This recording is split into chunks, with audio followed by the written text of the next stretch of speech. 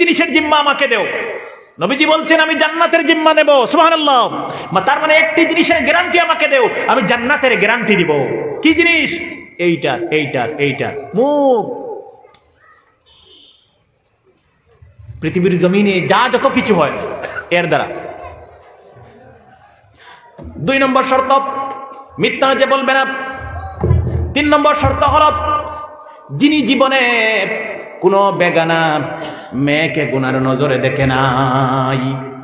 যুবক ভাইয়েরা, চক্ষু জিনা করে, ব্রেন জিনা করে, হাত জিনা করে, পা জিনা করে, অন্তর জিনা করে, কিয়ামতের দিন যখন কবরের ভিতর থেকে উঠবেন, দেখবেন সমস্ত হাসরের মাঠ আপনার জিনা নামক কবিরা গুনাহে ভর্তি হয়ে গেছে। শুধু মানুষ যে তার লজ্জাস্থান দিয়ে জিনা করে তা না, মানুষের ব্রেন জিনা করে, চক্ষু জিনা করে, হাত জিনা করে, মানুষের অন্তর জিনা করে, পা জিনা করে। কুতুবউদ্দিন কাকির 3 নম্বর শর্ত হলো যে মানুষ জীবনে পর যুবতী মেয়ের দিকে, বেগানা যুবতী মেয়ের দিকে গুনার নজরে দেখে নাই। সুবহানাল্লাহ। 4 নম্বরে বলেছেন যে মানুষ জীবনে তাহাজ্জুদের নামাজ কজা করে নাই, বৎসরেও একবার পড়তে পারি না। এমন অবস্থার মুসলমান বৎসরেও একবার তাহাজ্জুদের নামাজ পড়তে পারি না। আমি এই মাদ্রাসার যারা তলবায়ে ইলম আছেন, হাফিজ, প্রত্যেক দিন যাতে তাহাজ্জুদের নামাজ পড়েন, ইনশাআল্লাহ আমি আশা রাখবো। আগে থেকেও চলছে, যাতে কন্টিনিউ দাইমি মিস না হয়। আল্লাহ পাক কোরআনে কারীমটা ইলমে লাদুনির মাধ্যমে গায়বী সাহায্য করে কণ্ঠস্থ করার তৌফিক দেবেন। আল্লাহ পাক যেন তৌফিক দেন, বলি আমিন। যার 4 নম্বর শর্ত ছিল যার জীবনে তাহাজ্জুদ কজা হয় নাই। সুবহানাল্লাহ। মৃত্যু হয়ে গেল কুতুবউদ্দিনের। জানাজার নামাজ সকাল 10টায় হবে, 10টা থেকে জোহরের নামাজের পর হয়ে গেছে। লাখো মানুষ জানাজার ময়দানে, হাজার হাজার উলামায়ে কেরাম, কিন্তু কোন মানুষ নামাজের ইমাম হওয়ার সাহস পায় নাই। কেন? এই 4টি শর্ত তার মধ্যে নেই। সুবহানাল্লাহ। 10টায় টাইম নামাজের, সকাল 10টায়, জোহরের পর হয়ে গেছে, নামাজের ইমাম নাই। মানুষ ভাবতেছেন তাহলে মনে হয় আজকে এই দেশের বড় ওলি, বিখ্যাত ওলি কুতুবউদ্দিনের বিনা জানাজায় দাফন হবে। হঠাৎ পিছন থেকে একজন মানুষ এইভাবে রুমাল দিয়ে মুখ ঢাকা, সবচেয়ে পিছন থেকে বলতেছেন আমাকে রাস্তা দেন, আমি যাব কুতুবউদ্দিনের জানাজার নামাজ আদায় করব, ইমাম হব। চিন্তা করো, সব থেকে পিছনে এক মানুষ রাস্তা দিতেছেন। আল্লাহর বান্দা সামনে গেলেন আর মাইক হাতে নিলেন।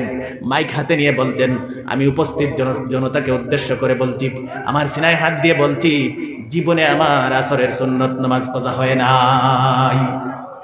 উপস্থিত মানুষকে উদ্দেশ্য করে বলতেন, আল্লাহর কসম করে বলছি, আমার মা বাপ আমাকে হালাল খাদ্য খাইয়েছেন, এর বরকতে জীবনে মিথ্যা কথা বলি নাই।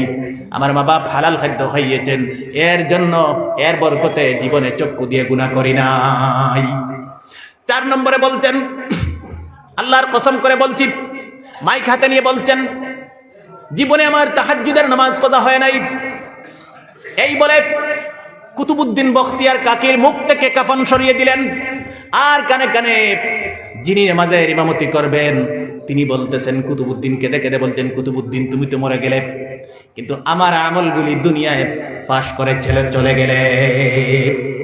তিনি আকাশের দিকে মুখ তুলে জর জর করে চক্ষু মুবারক থেকে পানি পড়ছে, কেঁদে কেঁদে বলছেন, আল্লাহ তাআলা, কুতুবউদ্দিন মরে গেছে, আপনার হাওলা হয়ে গেছে, কিন্তু আমার কিছু গোপন আমল ছিল, কিছু লুকায়িত আমল ছিল, যেগুলি দুনিয়ার মানুষ জানতো না, আমার স্ত্রী জানতো না, আমার ছেলে মেয়ে, আমার মা বাপ জানতো না, সব আমলগুলি দুনিয়ার মানুষের সামনে প্রকাশিত হয়ে গেছে। সুবহানাল্লাহ। নামাজের জানাজার ইমামতি হলো, মানুষ ইমাম সাহেবকে দেখতে পাগল পেরেশান হয়ে গেছেন। এই অবস্থায় যদি কোনো মানুষ এখানে এই ধরনের ঘটনা হয়, এই মানুষকে দেখার জন্য হাজারো মানুষ পেরেশান থাকবেন। মানুষ পেরেশান এই মানুষকে দেখার জন্য। জানাজার নামাজে লাখো মানুষ উপস্থিত হয়েছেন, সব পেরেশান হয়ে গেছেন। কে এই মানুষ? একটা বার দেখতে চাই। রাষ্ট্র পরিচালনা করার পরেও আল্লাহর কসম নামাজ ছাড়ে না। আমি আর আপনি ব্যবসা বাণিজ্য, চাকরি নকরি আর ড্রাইভারিতে আল্লাহর নামাজ ছুটে যায়। যুবক ভাইরা, পা ধরে বলি, আমল শুরু করো। মুসলমান গরিব হতে পারে না, মুসলমানের অভাব থাকতে পারে না, আল্লাহ পাক দূর করে দেবেন নামাজের বরকতে। আমি সেই দিকে আলোচনা করব না। আমার উদ্দেশ্য এই মাদ্রাসা সম্পর্কে আলোচনা করার, বুঝার চেষ্টা করবেন। নবীজি বলেছেন, 4 নম্বরে বলেছেন আও মুস্তামিআন, আলিমদের মজলিসে বসেন, আলোচনা শুনেন আর আমল করার চেষ্টা করেন। কথা যদি শুনেন, আমল যদি করার চেষ্টা করেন, কিয়ামতের দিন আলিমদের সাথে আল্লাহ পাক জান্নাতে দেবেন। সুবহানাল্লাহ। নবীজি বলেছেন ছেলেটা যদি আলিম হয়, আপনার মৃত্যুর সময় আসবে, আপনার ছেলে যদি ডাক্তার হয়, ইঞ্জিনিয়ার হয়, আপনি ডাক্তার বানান, ইঞ্জিনিয়ার বানান, কিন্তু আমি প্রত্যেক মা বাপকে অনুরোধ করব, জীবনের সর্বপ্রথম ছেলেকে হাফিজ বানান, তারপরে আলিম বানান, তারপরে ডাক্তার বানান, ইঞ্জিনিয়ার বানান। আল্লাহর কসম করে বলতেছি, ছেলেটা যদি কোরআনে করিম সিনায় নিয়ে ডাক্তার হতে যায়, ইঞ্জিনিয়ার হতে যায়, আইপিএস আইএস হতে যায়, কোরআনে করিমের বরকতে আল্লাহ পাক সেই পথটা সহজ করে দেবেন। তার সাথে তাবিজ আছে কোরআনে করিম। আইপিএস আইএস ডাক্তার ইঞ্জিনিয়ার হতে গেলে সহজে হয়ে যেতে পারবে, গোল্ড মেডেলিস্ট হবে, দুনিয়ার সেরা হবে। আল্লাহ পাক যেন তৌফিক দিন, বলি আমিন। নবীজি বলেছেন মৃত্যুর সময় যখন আসবে আপনার, পৃথিবীর মানুষ আপনাকে উত্তর দক্ষিণ করে শুয়াইয়া রাখবেন, কলিমার তলকিন দেবেন। আপনি মৃত্যু শয্যায় শায়িত সাকরাতে মউতে, আপনার রূহ বের হয়ে যাচ্ছে না, কষ্ট হচ্ছে। নবীজি বলছেন এই সময়ে ছেলেটা যদি হাফিজ হয়, আলিম হয়, আর মাথার কিনারে বসে জীবনের শেষ বিদায়ের সময় সূরা ইয়াসিন তিলাওয়াত করে, নবীজি বলেছেন হাফিজ আর আলিম ছেলের তিলাওয়াত বরকতে আল্লাহ পাক মৃত্যুর যন্ত্রণা থেকে তার মা বাপ, তার ভাই বোনকে মাফ করে দেবেন।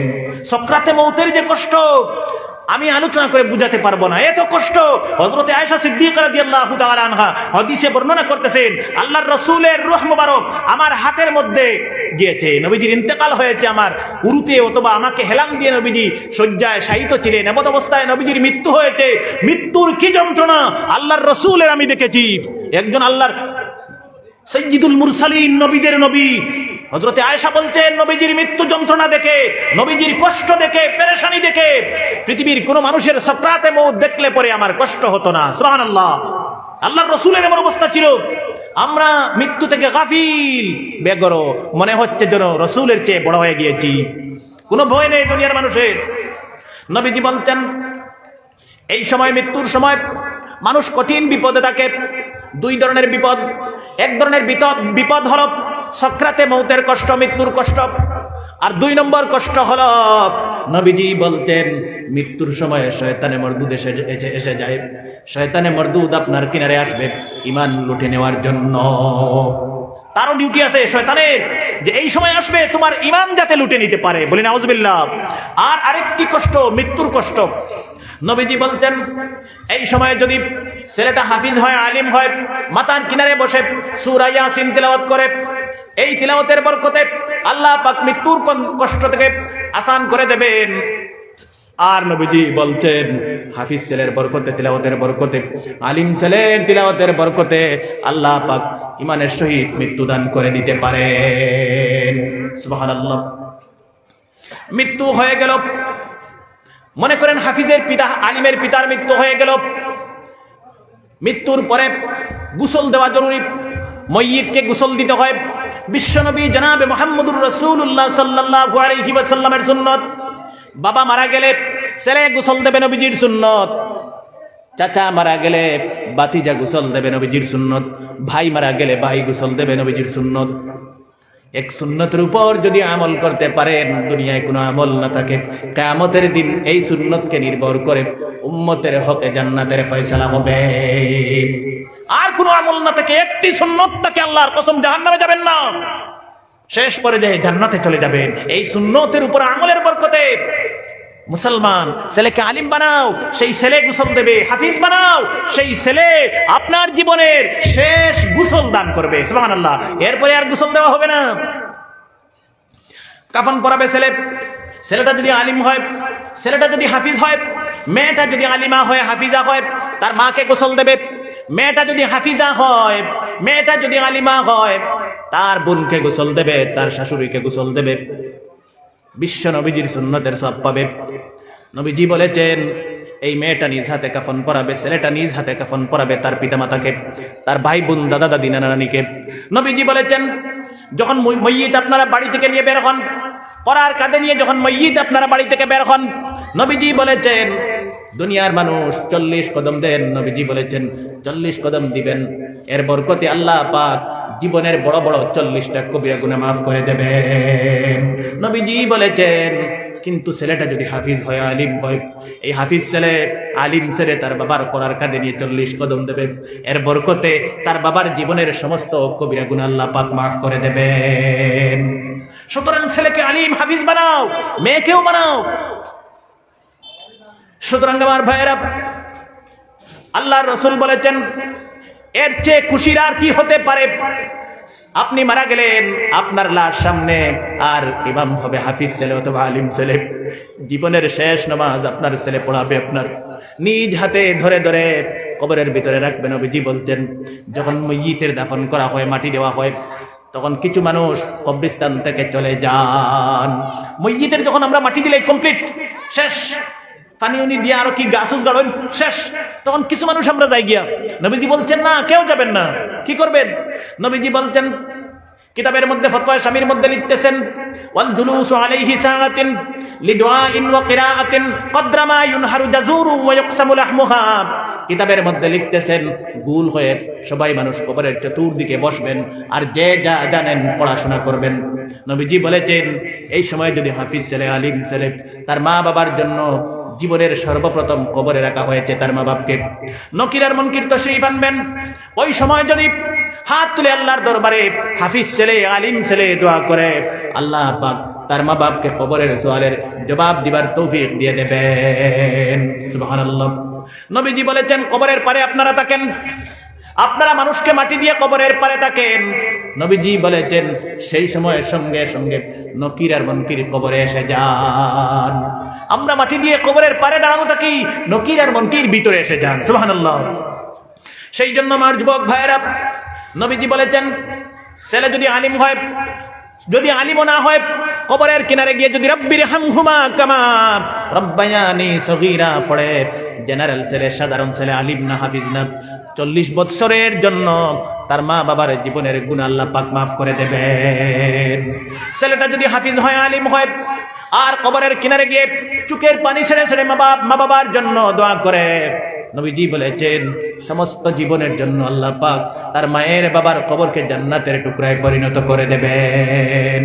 সুতরাং ছেলেকে আলিম বানান, মেয়েকে আলিমা বানান, হাফিজ বানান। আমার যুবক ভাইয়েরা, হাফিজের কি মর্যাদা! সমস্ত দুনিয়া যদি এক পাল্লা বায় তোলা হয় আর কোরআনে করিম কণ্ঠস্থ করে যে রেখেছে তার সিনার মধ্যে এক পাল্লা বায় উঠানো হয়, আল্লাহর কসম সমস্ত দুনিয়ার সম্পদ হালকা হবে, সমস্ত দুনিয়ার সম্পদ হালকা হবে। কোরআনে করিম যার সিনার মধ্যে, তার চাইতে মর্যাদা আল্লাহর আকাশের নিচে জমিনের উপরে আর কারো নাই। সুবহানাল্লাহ। নবীজি বলেছেন, আল্লাহর রাসূল বলেছেন ওয়া ইন্না ফাজলাল আলিমি আলাল আবিদি। নবীজি বলেছেন হাফিজ আর আলিম আর জেনারেল সাধারণ মুসলমান কতটুকু ডিফারেন্স। নবীজি বলেছেন আকাশে পূর্ণিমার রাত্রে যে চন্দ্র উঠে, এই চন্দ্র উঠলে পরে আকাশের তারকা দেখতে পাওয়া যায় না। 14 তারিখের পূর্ণিমার রাত যেভাবে হয়, আকাশে চকচক জলমল করে সুন্দর 14 তারিখের পূর্ণিমার চন্দ্র উঠলে পরে আকাশে তারকারাজি দেখা যায় না। চন্দ্রের আলো সমস্ত তারকা বিলীন হয়ে যায়। দুনিয়ার উলামায়ে কেরামকে আল্লাহ পাক 14 তারিখের পূর্ণিমার হাফিজদেরকে চন্দ্রের সাথে তুলনা করেছেন নবীজি। সুবহানাল্লাহ। নবীজি বলেছেন একজন আলিম অথবা হাফিজ সারা রাত যদি ঘুমিয়ে থাকেন, আর জেনারেল সাধারণ মুসলমান মাগরিব থেকে ফজর পর্যন্ত সমস্ত রাত দাঁড়িয়ে দাঁড়িয়ে নামাজ পড়েন, নবীজি বলেছেন আলিমের ঘুমানোতে আল্লাহ পাক বেশি সওয়াব দান করে দেবেন। সারা রাত আপনি দাঁড়িয়ে তেলাওয়াত করলেন আর নামাজ পড়লেন, আর আলিম আর হাফিজ এশার ফজর পরে ঘুমিয়ে যায়, আলিম আর হাফিজের নামা আমলে সওয়াব বেশি লেখা হবে। সুবহানাল্লাহ। এত কষ্ট করে 12 বছর 14 বছর 16 বছর পড়াশোনা করে একজন আলিম হয়েছে, হাফিজ হয়েছে, এত মর্যাদা তার আমার মতো ব্যক্তি আলোচনা করে শেষ করতে পারবো না। নবীজি বলেছেন ছেলেটা যদি হাফিজ হয়, আপনার ছেলে যদি হাফিজ হয়, হাফিজের পিতার কতটুকু সৌভাগ্য। নবীজি বলেছেন ওয়া ইন্নাল আলিমা লা ইস্তাগফিরু লাহু মান ফিস সামাওয়াতি ওয়া মান ফিল আরদ ওয়াল হিতানু ফি জাওফিল মা। নবীজি বলেছেন ছেলেটা মেয়েটা যদি আলিম হয়, হাফিজ হয়, আপনার ছেলে আলিম হয়েছে, আপনার মেয়ে আলিমা হয়েছে, আপনার ছেলে হাফিজ হয়েছে, মেয়ে হাফিজা হয়েছে, নবীজি বলেছেন আপনার ছেলের জন্য সমস্ত দুনিয়ায় আল্লাহ পাক যা সৃষ্টি করেছেন সব বস্তুগুলি 24 ঘন্টা নেক দোয়া করতে থাকে। আপনার জন্য দুনিয়ার কেউ দোয়া করে না, কিন্তু আলিম আর হাফিজ যদি হয়ে যায় দুনিয়ার যা সৃষ্টি করেছেন আল্লাহ পাক সব বস্তু 24টা ঘন্টা নেক দোয়া করে। সুবহানাল্লাহ। নবীজি বলেছেন শুধু দুনিয়ার সব বস্তু না, নবীজি এই কথা বলে আবার বলেছেন ওয়াল হিতানু ফি জাওফিল মা, নবীজি বলেছেন এমনকি পানির মাছ পর্যন্ত আলিম আর হাফিজের জন্য 24টা ঘন্টা নেক দোয়া করতে থাকে। সুবহানাল্লাহ। নবীজি বলেছেন ওয়া ইন্নাল উলামা ওয়ারাসাতুল আম্বিয়া, নবীজি বলেছেন উলামায়ে কেরাম নবীদের ওয়ারিস, নবীদের উত্তরসূরি। যদি তুমি হক্কানি কোনো আলিম পাও, উলামা পাও, বুজুর্গ পাও, মনে করো তুমি নবী পেয়ে গেছো।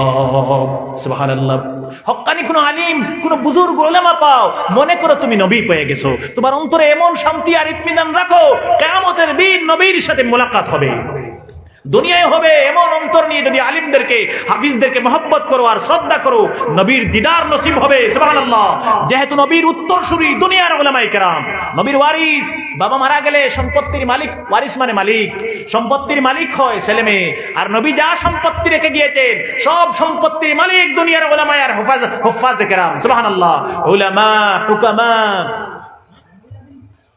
নবীজি হাদিসে বলেছেন নবীরা কোনো ওয়ারিস রেখে যান নাই, নবীরা কোনো মিরাস রেখে যান নাই, কোনো সম্পদ রেখে যান নাই। নবীরা যা সম্পদ অর্জন করেছেন খাওয়া দাওয়ার পরে যদি সম্পদ কিছু বাকি থাকে সঙ্গে সঙ্গে সদকা করে দিতেন। আমরা তো সম্পদ জমাই সব সময়, নবীদের ডিউটি হলো খাওয়া দাওয়া করার পরে সম্পদ, সামান, টাকা পয়সা, জমি জমা এক্সেস হয়েছে, বেশি হয়েছে, সাথে সাথে সদকা। সুবহানাল্লাহ। নবীজি বলতেন ওয়া ইন্নাল আম্বিয়া আলাম ইউয়াররিসু দিনারাম ওয়ালা দিরহামান, নবীজি বলেছেন নবীরা কোনো টাকা পয়সা, কোনো জমি জামা, দোকান বিটা বাগান সম্পদ দুনিয়া রেখে যান নাই। এই বস্তু নবীরা রেখে যান নাই। তাহলে উলামায়ে কেরাম কিসের ওয়ারিস, কিসের উত্তরাধিকারী, কি বস্তুর উত্তরাধিকারী? নবীজি বলছেন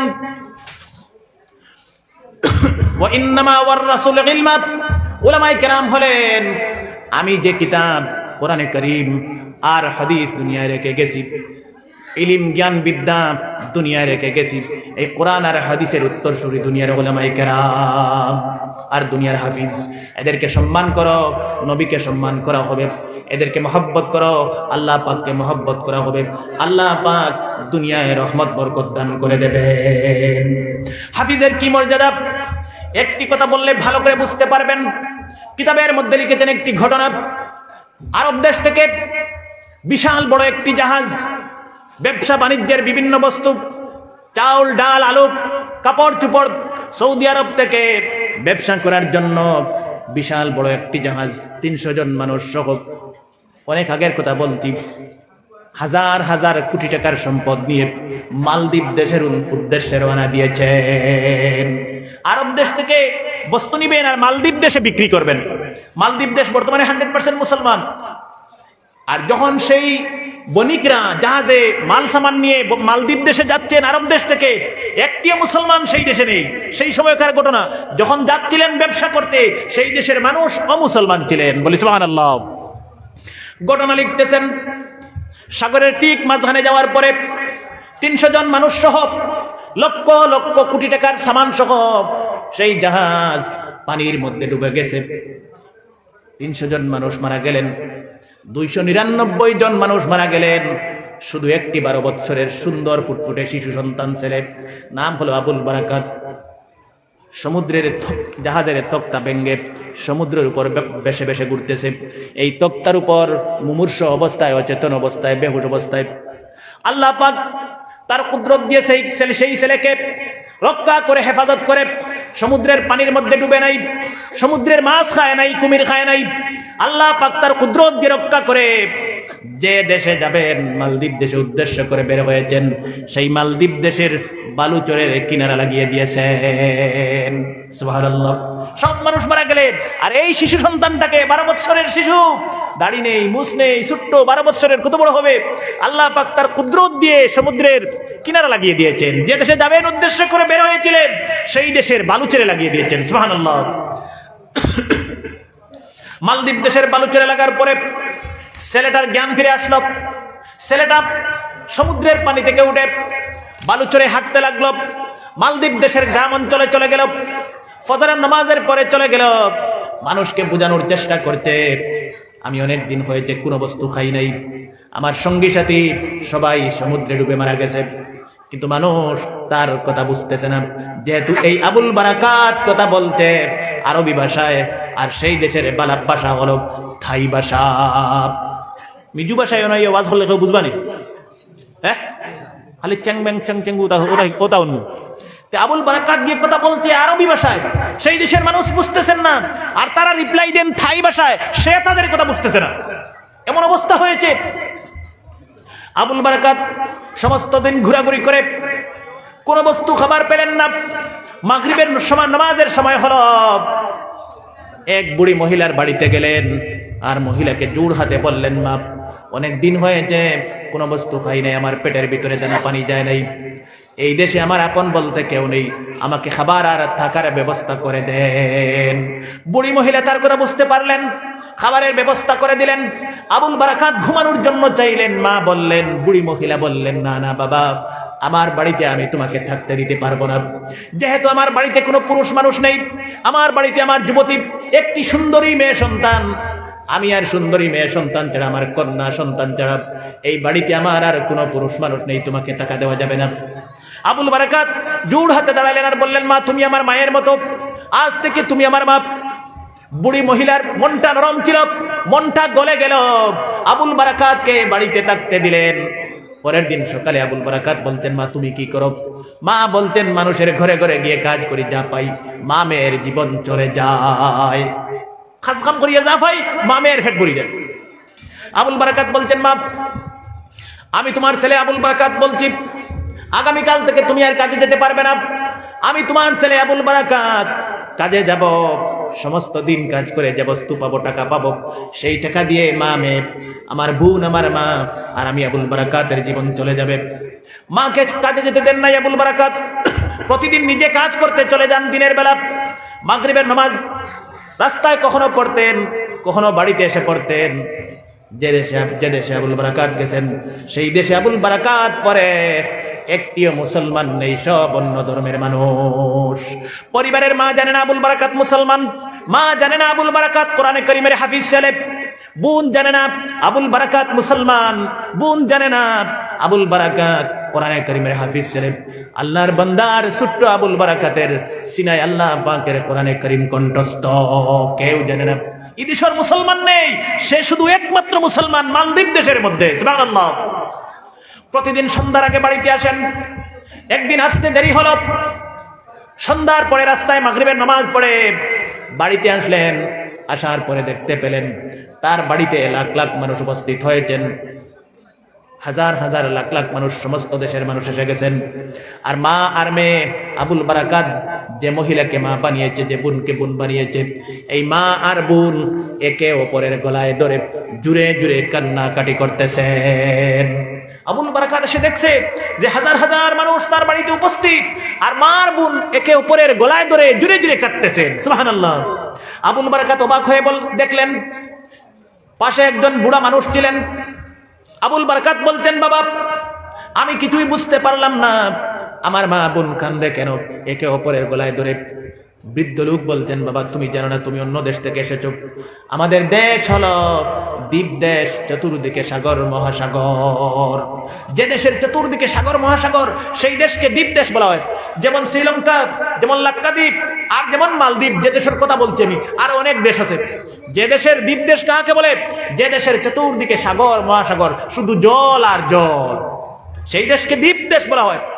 বৃদ্ধ লোক বলতেন, আমাদের দেশে শত শত বৎসর ধরে, যুগ যুগ ধরে চলে আসছে, প্রতি বৎসর একই ডেটে একই সময়ে প্রত্যেকটি রাত্রে সমুদ্রের ভিতর থেকে পাহাড়ের মতো বিশাল বড় পাহাড়ের মতো একটি দৈত্য দানব, একটি দেহ উঠে আসে, আমাদের দেশের মানুষের ঘর বাড়ি গাছপালা বৃক্ষ তরুলতা গরু মহিষ মানুষ ভেঙ্গে চুরমার করে ক্ষতিগ্রস্ত করে আমাদের দেশের, আবার তাহাজ্জুদের সময় সমুদ্রে ডুবে যায়। প্রত্যেক বছর একই ডেটে একই সময়ে সমুদ্র থেকে উঠে আসে আর তাণ্ডব লীলা চালিয়ে সেই দৈত্য দানব আবার সমুদ্রে ডুবে যায়। সুবহানাল্লাহ, লা ইলাহা ইল্লাল্লাহ।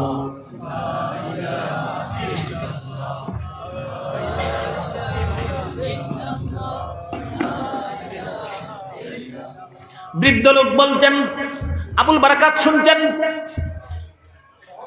বৃদ্ধ লোক বলছেন আবুল বারাকাত, কয়েক বছর পরে আরেক দেশ থেকে একজন পণ্ডিত এসেছিলেন। পণ্ডিত এসে এই দেশের বাদশাকে, মালদ্বীপ দেশের বাদশাকে বলছেন, হে মালদ্বীপ দেশের বাদশা, একটি ব্যবস্থা আছে, ঔষধ আছে, মেডিসিন আছে, এই দৈত্য দানবকে আটকানো যাবে, বাধা দেওয়া যাবে। কি বাধা, কি সিস্টেম? সেই পণ্ডিত, সেই গণক বলেছেন, গণাবাসা যারা করে শুনেন তো, পণ্ডিত গণক বলেছেন, আপনার দেশের চতুর্দিকে মোটা করে উঁচা বাউন্ডারি দেওয়াল দেন, আর সমুদ্রের বাউন্ডারি দেওয়ালের বাহিরে একটি টেম্পল বা মন্দির, গির্জা তৈরি করেন। এই মন্দিরে, এই গির্জায় প্রতি বছর যে তারিখে দৈত্য দানবটি সমুদ্র থেকে উঠে আসে, ওই তারিখে আপনার দেশের সবচেয়ে সুন্দরী যে মেয়ে হবে, কন্যা সন্তান অবিবাহিত সবচেয়ে সুন্দরী মেয়ে, লটারির মাধ্যমে যার নাম ওঠে তাকে পাওনা দিতে হবে। এই দেশে সবচেয়ে সুন্দরী যে মহিলা, কয়েকটার নাম একত্রিত করা হবে, লটারির মাধ্যমে যার নাম আসবে তাকে এই মন্দিরে পাওনা দিতে হবে। দিলে পরে দৈত্য দানব উঠে এসে কি করে মেয়েটার সাথে কেউ জানে না, কিন্তু পরের দিন সকালে মেয়েটার লাশ এনে আবার দাফন করা হয়, শেষ কাজ অন্তিম সংস্কার করা হয়, মেয়েটা মারা যায়। একজন পণ্ডিত বলেছে। বৃদ্ধ লোক বলছেন, আবুল বারাকাত, শত শত বৎসর থেকে এই প্রথা চলে আসছে। এই সমুদ্রের বাউন্ডারি দেওয়ালের বাহিরে, চতুর্দিকে বাউন্ডারি দেওয়াল, বাউন্ডারি দেওয়ালের বাহিরে একটি মন্দির আছে, গির্জা আছে, সেই গির্জাতে একটি মেয়েকে পাওনা দেওয়া হয়। আবুল বারাকাত বলতেন, সব বুঝলাম, কিন্তু বললেন না আমার মা বোন কান্দে কেন? সব বুঝলাম। বৃদ্ধ লোক বলতেন, তুমি জানো না এই বছর যে মহিলার, যে মেয়েটার সুন্দরীটার নাম এসেছে, সে আর কেউ না, এই বাড়ির আবুল বারাকাতের বোন। এই বাড়ির মেয়ে সুন্দরী যেটা, এইবার লটারি এই মেয়েটার নাম এসেছে। সুবহানাল্লাহ। আবুল বারাকাত বলছেন, যেই মাত্র আমি শুনতে পেয়েছি তার আপন বন্যি, হ্যাঁ, আরেক দেশ থেকে গিয়া বানাইল বইন, হ্যাঁ, তখন আপন ভাইয়ে বইন চায় না, সম্পত্তির ভাগ দেয় না, অধিকার দেয় না, হক দেয় না। আবুল বারাকাত বলতেন, যেই মাত্র শুনেছি আমার বোন নাম এসেছে, বাওনা দেওয়া হবে, লাফ মেরে ঘরে চলে গেলাম, আর আমার মায়ের সামনে জোড় হাতে দাঁড়িয়ে গেলাম। আবুল বারাকাত মাকে জোড় হাত করে বলতেন, মা দোহাই লাগে তোমার, আমার বোনকে গোপন করে দেন, লুকিয়ে দেন। আর আমি ছোট্ট বাচ্চা, 12 বৎসরের, দাড়ি নেই, মুছ নেই, বোনের সাজে, কন্যার সাজে, নতুন স্ত্রীর সাজে আমাকে সাজিয়ে পুলিশ বাহিনী আসবেন পালকি নিয়ে, আমাকে মেয়ে সাজিয়ে পালকিতে তুলে দেন। এইভাবে যদি আমাদের দেশের মা হতো, তুলে দিত। আবুল বারাকাতের মা বলছেন, না বাবা, আমি তোমাকে তুলে দিতে পারবো না, আমাকে মাফ করবেন। আবুল বারাকাত মায়ের পায়ে পড়ে গেছেন আর বলছেন, আমি জীবিত থাকতে আমার বোনকে দিব না। মা বাধ্য হলেন, বোনকে, মেয়েকে গোপন করে লুকিয়ে রেখেছেন, আর আবুল বারাকাতকে সুন্দর করে নতুন স্ত্রীর মতো, নতুন নববধূর মতো, কন্যাকে কন্যার মতো আবুল বারাকাতকে সাজিয়ে দিলেন। পুলিশ বাহিনী পালকি নিয়ে আসলেন। পালকিতে বিসমিল্লাহির রহমানির রহিম বলে আবুল বারাকাত পা রাখলেন।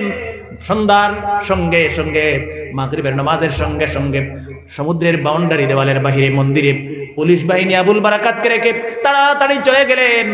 আবুল বারাকাত বলছেন, পরনে শাড়ি, নববধূর মতো, নতুন স্ত্রীর মতো, মাথাটা হেড করে নিচের দিকে বসে আছি। মাগরিবের নামাজ পড়েছি এই জায়গায়, এশার নামাজ পড়েছি এই জায়গায়, রাত অনুমানিক 12টা হলো। আবুল বারাকাত বলতেন, কিছু ঘুমের ভাব এসেছে আর মাথাটা নিচের দিকে দিয়ে বসে আছি। হঠাৎ এমন বিকট আওয়াজ হয়েছে, শব্দ হয়েছে, মনে হচ্ছে পৃথিবীর জমিন থরথর করে ফেটে যাবে, এত ভয়ঙ্কর আওয়াজ হয়েছে। আবুল বারাকাত বলতেন, এত জোরে আওয়াজ হয়েছে, এত বিকট আওয়াজ হয়েছে, মনে হচ্ছে আওয়াজের কারণে আমার কলিজা ফেটে যাবে। আমি ভয় পেয়ে গেছি, বসেছিলাম, দাঁড়িয়ে গেছি। আবুল বারাকাত বলছেন, ফুটফুটা জ্যোৎস্নার রাত ছিল, চন্দ্রনীর রাত ছিল। আমি সমুদ্রের দিকে দেখতে পেলাম পাহাড়ের মতো একটি দৈত্য দানব পানির উপরে দিয়ে উঠে হেঁটে হেঁটে আমার দিকে আসতেছে। এখন কুরজুয়ানে দেখলে যেমনি মাইগ্য কইল দাঁত উল্টাইয়া বেউচে গেল, অবস্থা বলা না। 12 বছরের ছেলে, কোরআনে কারীমের হাফিজ। আবুল বারাকাত বলতেন, যেই মাত্র দেখেছি আমার গায়ের পশম খাড়া হয়ে গেছে, আমি কি করব না করব ভেবে পাচ্ছি না। হঠাৎ আমি আউযু বিল্লাহি মিনাশ শাইতানির রাজিম বিসমিল্লাহির রহমানির রহিম পড়ে আল্লাহ পাকের কোরআনে কারীম তেলাওয়াত শুরু করে দিয়েছি। সুবহানাল্লাহ। আবুল বারাকাত বলতেন, মনে মনে তেলাওয়াত করতেছি। অনেকক্ষণ তেলাওয়াত করার পরে চক্ষু বন্ধ করে তেলাওয়াত করতেছি। অনেকক্ষণ তেলাওয়াত করার পরে হঠাৎ চক্ষু মেলে দেখলাম এই দৈত্য দানবটি পাহাড়ের মতো বড় আবারও ধীরে ধীরে পানির উপরে হেঁটে হেঁটে আমি আবুল বারাকাতের দিকে আসতেছে। সুবহানাল্লাহ। এখনো আসতেছে। আবুল বারাকাত বলতেন, আমার আর সহ্য হয় নাই, আমি জুড়ে জুড়ে তেলাওয়াত শুরু করে দিয়েছি। যেহেতু আমার কাছে আর কোনো ইলম নেই, কোনো তাবিজ কবজ নেই, আমি কোরআনে কারীমের হাফিজ ছেলে, কোরআনে কারীম তেলাওয়াত শুরু করে দিয়েছি। অনেকক্ষণ তেলাওয়াত করার পরে আমি সমুদ্রের দিকে তাকিয়ে দেখলাম হাতিটা, এই দৈত্য দানবটা বড় পাহাড়ের মতো আমার দিকে আসার জন্য চেষ্টা করতেছে। আর দেখে অবস্থা মনে হচ্ছে পানির নিচ থেকে তার পায়ে যেন কে বেড়ি লাগিয়ে দিয়েছে। হাতির পায়ে যেভাবে বেড়ি লাগানো হয়, পানির নিচ থেকে কে যেন পায়ের মধ্যে বেড়ি পরিয়ে দিয়েছে। আমার দিকে আর আসতে পারতেছে না, চেষ্টা করছে আসার, কিন্তু পারছে না। সুবহানাল্লাহ। আবুল বারাকাত বলতেন, এই অবস্থা দেখে আমার মহব্বত বেড়ে গেল, আল্লাহর কুদরতের প্রতি বিশ্বাস বেড়ে গেল। আর মধুর সুরে সুন্দর করে কোরআনে কারীম পড়তে শুরু করে দিলাম। কিছুক্ষণ পরে দেখতে পেলাম এই দৈত্য দানবটি পিছনে ঘোরার মতো সময় পায় নাই, উল্টা পায়ে পিছনে আটি আটি যেরকম দেন ব্যাক, উল্টা পায়ে ধীরে ধীরে যেদিক থেকে এসেছিল সেদিকে চলে যাচ্ছে। তাহাজ্জুদের নামাজের সময় হলো, সমুদ্রের যে জায়গা থেকে উঠেছিল আমার তিলাওয়াতের বরকতে সেই জায়গায় ডুবে গেল। সকাল হয়ে গেল, পুলিশ বাহিনী কফিন নিয়ে আসলেন, করার